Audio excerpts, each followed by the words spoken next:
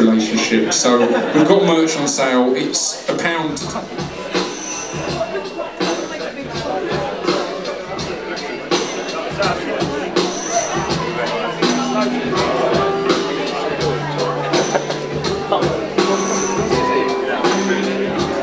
But I was working with, like, I recorded my album with like a live jazz band and things like that. So it's always been, it's a case of just finding some talented people to work with to cover up the fact that I don't know how to play much or do much music. How about you? Have you found it with?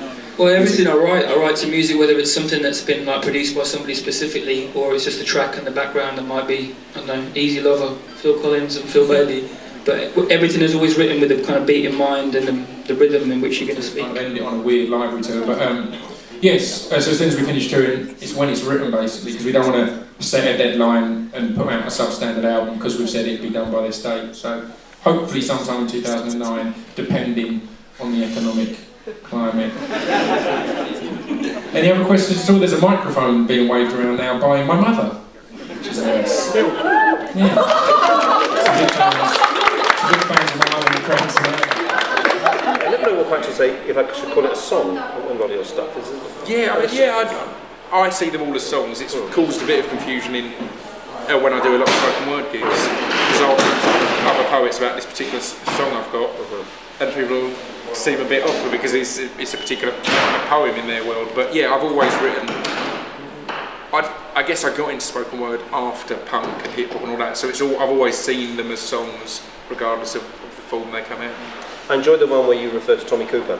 Yeah, yes. It's good.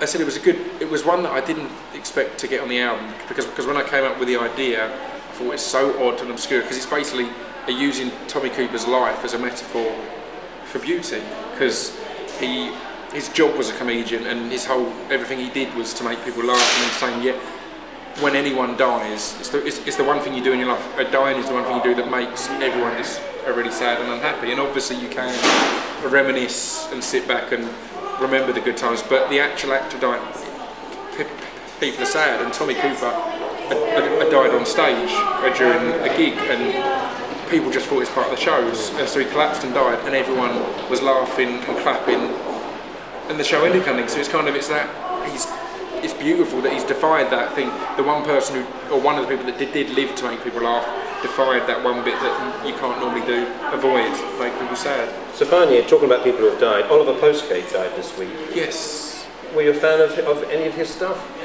A bits and bobs. I mean, to be honest, I wouldn't have known his name.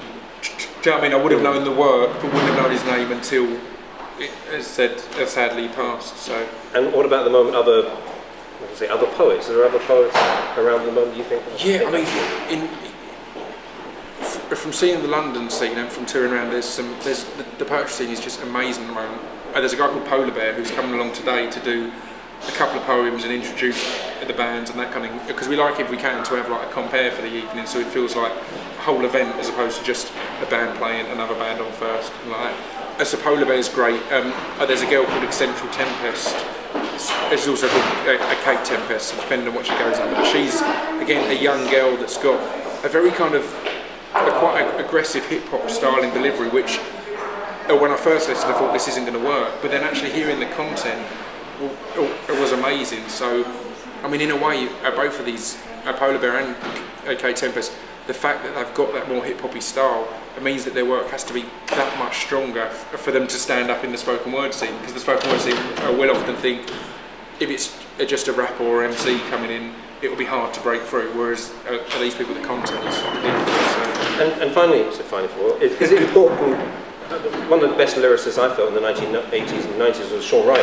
Yeah. You know, a guy, and didn't do great well at school. Was it important to distinguish that you don't have to have an A in A-level English to be good at poetry? No, I mean that's the great thing with it, and I think that's why the scene at the moment is burgeoning, because people have realised it's not just posh or well-educated people. It's just if you've got a story or if you've got something to say. I did a few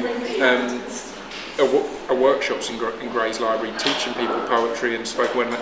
And I found it really hard because I've not got any qualifications, I've not had any training, or I haven't got any qualifications in English literature or language or anything like that. So it's kind of hard to teach people to do poetry by saying, well, you get a pen and then you write, and then when it's finished, you read it out. It's kind of that I felt really awkward because there wasn't a lot for me to say, but it kind of proves that it is like anyone can do it. Anyone who has got a story to You were tell. asked to do something different in libraries this year, and you certainly have. That's right. Can't be much more different from this night tonight. People think libraries are really quiet. They're not. This is to show people that actually it can be noisy in libraries, and they're fun and exciting, and there's so much new talent out there, and they're using libraries to bring it through. And it's the idea of an active library and people, and also the idea that anyone can come to a library. It's not necessarily to do with education. Right? No, that's right. It's for leisure. To help you. Libraries are here because for people when they want them, and not just because they have to use them for education. To do different things. And you've done a lot of work in all the libraries over the last year, certainly, haven't you? Absolutely. We've had bowling in libraries, we've had Irish dancing in libraries, and we've had things happening in libraries. It's been really exciting, especially when you hear people say that actually I haven't been in a library for years, this is really different now. And that's what we're trying to achieve.